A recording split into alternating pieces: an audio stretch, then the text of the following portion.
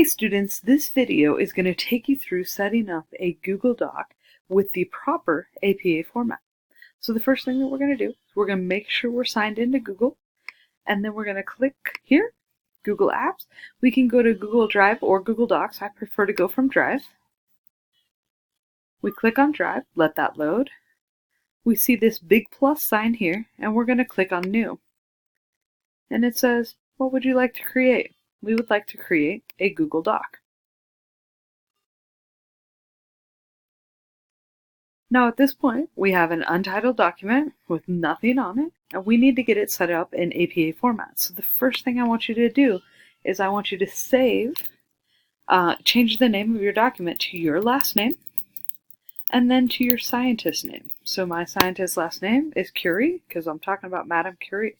So then I hit enter, and now I have a document name, and it's easier for me to find. Next up, as far as formatting, for APA format, we need Times New Roman, we need 12-point font, and we also need double spacing.